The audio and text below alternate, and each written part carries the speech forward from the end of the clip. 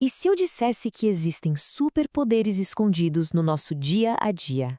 Não tô falando de raios cósmicos ou de picada de aranha. Tô falando de física. É isso mesmo. Hoje a gente vai desvendar os segredos de uma força extraordinária que tá bem aí, ao nosso alcance.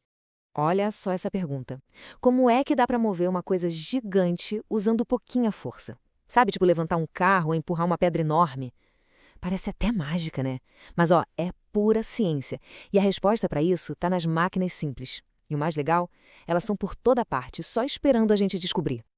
Então, esse aqui é o nosso roteiro, nosso plano de descoberta. Primeiro, os superpoderes do dia a dia. Depois a gente mergulha na mágica da alavanca, aprende a subir as coisas com inteligência, desvenda o segredo do parafuso e no final todo mundo vira cientista em ação. E aí, bora nessa? Beleza, então, começando a nossa jornada. A partir de agora, a gente vai olhar para os objetos comuns de um jeito diferente, como se fossem ferramentas que nos dão uma força extra que a gente nem sabia que existia.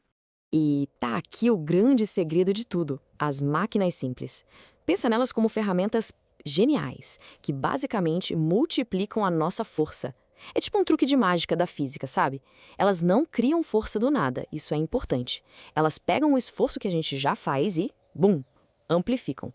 Tornam o que parecia impossível totalmente possível. Muito bem. Agora vamos conhecer a grande estrela do show. A máquina simples mais famosa de todas, a alavanca. Pode parecer só uma barra qualquer, mas olha, ela é capaz de coisas inacreditáveis. Toda alavanca, sem exceção, tem três partes essenciais. Dá uma olhada nesse esquema aqui. Primeiro, a força potente. Essa é fácil, é o nosso esforço, a força que a gente faz. Depois, a força resistente, que é o peso que a gente quer mover. E por último, talvez o mais importante, o fulcro. Nome diferente, né? É simplesmente o ponto de apoio. É ali que a mágica toda acontece. E olha que legal, dependendo de onde cada uma dessas três partes fica, a gente classifica as alavancas em três tipos. O segredo, a dica de ouro, é sempre olhar para o que está no meio. Se o ponto de apoio, o fulcro, está no meio, o nome dela é interfixa. Se o peso, a resistência, está no meio, aí é interresistente. E se o nosso esforço, a potência, está no meio, ela se chama interpotente. Confuso? Que nada! Vamos ver uns exemplos que vai ficar super claro. Vamos começar pela interfixa. O exemplo mais clássico de todos, a gangorra. Todo mundo já brincou, né? Pensa bem, o ponto de apoio, o fulcro, está onde? Bem no meio. De um lado uma força, do outro lado outra força e o apoio no centro. Uma tesoura também funciona exatamente assim. O parafuso ali no meio é o fulcro. Agora, a interresistente. Imagina um carrinho de mão. O ponto de apoio é a roda, certo? Lá na frente. O nosso esforço está lá atrás, onde a gente segura para empurrar. E o que fica ali no meio do caminho? Exato, o peso, a carga. A resistência está no meio. É por isso que com o carrinho de mão dá para carregar um monte de coisa pesada. E para fechar os tipos, a interpotente. Uma pinça é um exemplo perfeito. O ponto de apoio está lá na pontinha de trás. A resistência, o que a gente quer pegar, está lá na outra ponta. E onde a gente aperta, onde a gente faz a força, bem no meio. A nossa potência está no meio. Uma vassoura também é um bom exemplo disso. Ok, agora um pequeno desafio para pensar. Imagina de novo aquela alavanca. Se a gente mover o ponto de apoio, o fulcro, para mais pertinho do peso, o que acontece? A gente vai precisar fazer mais força ou menos força para levantar? Pensa aí um pouquinho, já já a gente descobre essa resposta. Beleza, já entendemos as alavancas, mas vamos deixá-las de lado um pouquinho para conhecer outra máquina simples, que é simplesmente genial. E se eu dissesse que tem um jeito muito mais esperto de levantar coisas pesadas do que só ir lá e usar a força bruta? Apresento a vocês o plano inclinado, ou como a gente conhece no dia a dia, uma rampa. A ideia é tão simples que é brilhante.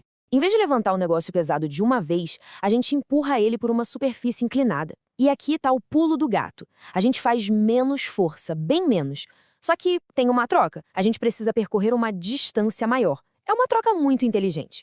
E essa imagem aqui mostra tudo perfeitamente. Olha só, tentar levantar essa caixa direto para cima exige uma força absurda. Agora, empurrando a mesmíssima caixa pela rampa para chegar na mesma altura, a força necessária é muito, muito menor. É por isso que existem rampas de mudança, rampas de acesso, é a física pura facilitando a vida. Certo, já falamos de alavancas, já falamos de rampas, mas E o parafuso? Pois é, ele também é uma máquina simples. E ele guarda um segredo muito bacana que está totalmente ligado com o que a gente acabou de ver. Se a gente olhar assim rápido, um parafuso parece só um prego com mais linhas, né? Mas por que raios ele seria uma máquina simples? E o mais importante, o que um parafuso tem a ver com uma rampa? A resposta vai surpreender. E agora, a grande revelação. Se a gente pudesse pegar a rosca de um parafuso e desenrolar ela, sabe o que a gente teria? Exatamente, um plano inclinado. Um parafuso nada mais é do que uma rampa enrolada num pino. É por isso que cada volta que a gente dá nele transforma um movimento de girar num movimento super forte para frente. É o mesmo princípio da rampa. Ok, já vimos bastante teoria. Chega de só ficar olhando. Agora é a hora de virar cientista, colocar a mão na massa e provar tudo isso com um experimento super simples que vá para fazer em casa. Vamos lá. Vamos construir nossa própria alavanca. Vai precisar de uma régua, uma borracha e umas moedas.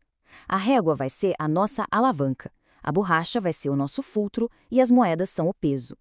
Coloca a borracha embaixo da régua, as moedas numa ponta e aperta a outra ponta com o dedo. Agora vem o teste de verdade. Muda a borracha de lugar. Bota ela bem pertinho das moedas e tenta de novo. Depois, bota ela bem longe e sente a diferença na força que precisa fazer.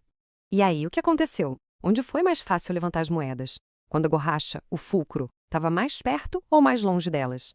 Pois é, isso aí prova na prática a tal da vantagem mecânica da alavanca. E responde aquela nossa pergunta lá de trás. A regra de ouro é, quanto mais perto o fulcro está do peso, menos esforço a gente precisa fazer.